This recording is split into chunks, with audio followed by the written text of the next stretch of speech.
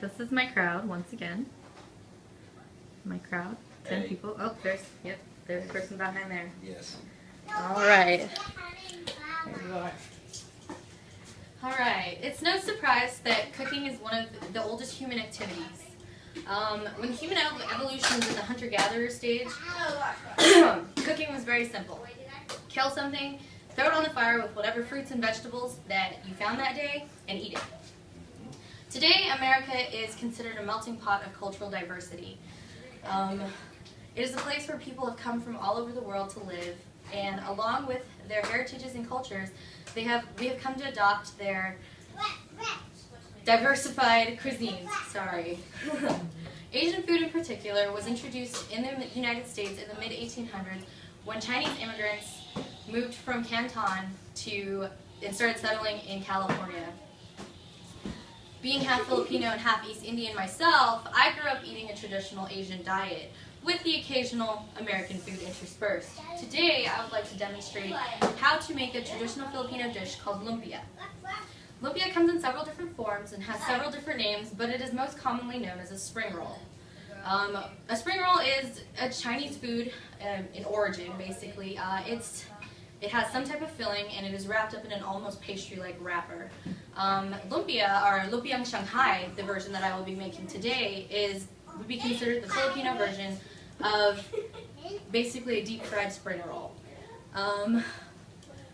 Okay. First of all, the main components would be the filling. Honestly, you could use any type of meat. However, the recipe that I'm using today, which is my mother's own recipe, calls for 1 pound of ground chicken, ground pork, and the vegetables that we use are cabbage, which I have here, carrots, and onion, and garlic cloves, and other seasonings that we will be using are oyster sauce, which might sound slightly intimidating at first because it's oysters and you might not like oysters, but it doesn't really taste like oysters.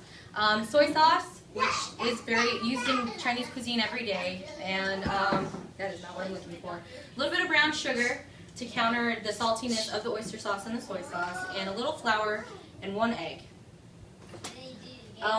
First of all, what you're going to want to do is you're going to want to prepare your vegetables. I personally don't like big vegetables in my spring rolls at all, so as you can see, my cabbage is chopped very finely, and I used a cheese grater to grate my carrots. So everything is tiny and really small, so you won't get big chunks. I mean, it's personal preference, honestly, so you can do whatever you want. So once you have all your vegetables prepared, as I have already, you're going to want to just basically have a large bowl, take everything and dump it in.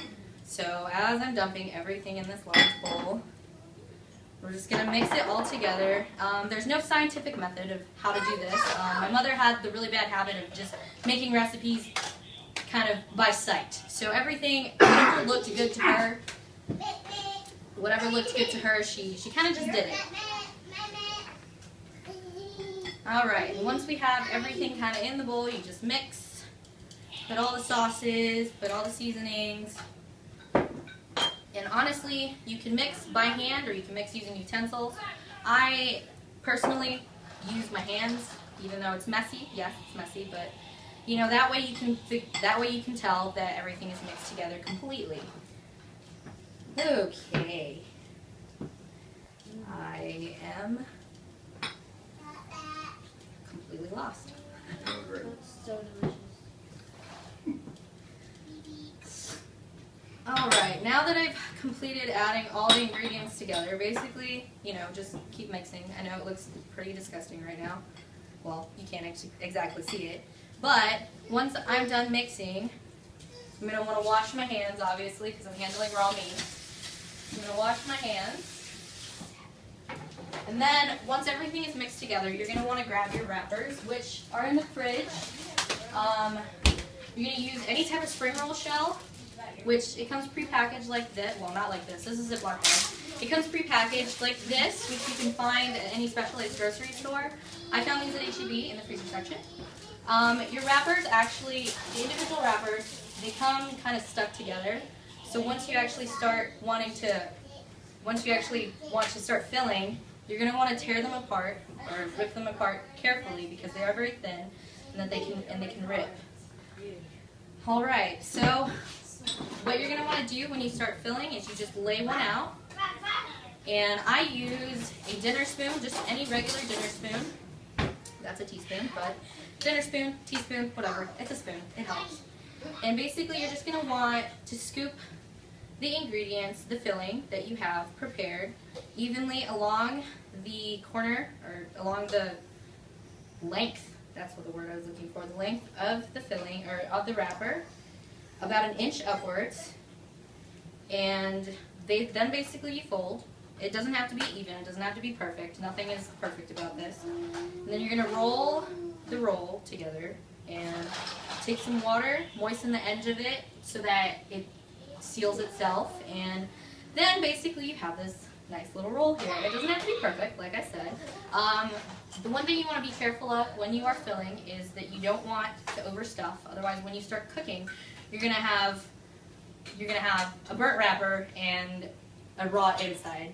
Because these are supposed to be snack sized, what you're gonna want to do is I just take a regular pair of kitchen scissors, you know they're clean, and I cut them into thirds. And there you have 3 perfectly snack sized lumpias. Then basically, what you're going to do, they're ready to deep fry. Lucky for me, I have a deep fryer, but you could just as easily put it on the stove and use a saucepan. And what you just want to do is, once the oil is hot enough, you just drop it in, basically. And they take anywhere from 1 to 2 minutes to cook. You just want it to be golden brown on the outside. They cook really fast. And once they're done, you have, basically what you're going to have is you're going to have a nice crunchy snack to enjoy. And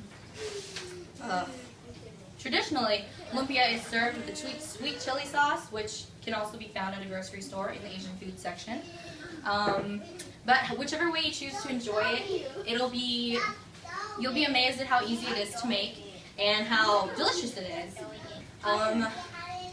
Everyone will enjoy this tasty snack, and I guarantee it will be a hit at any potluck.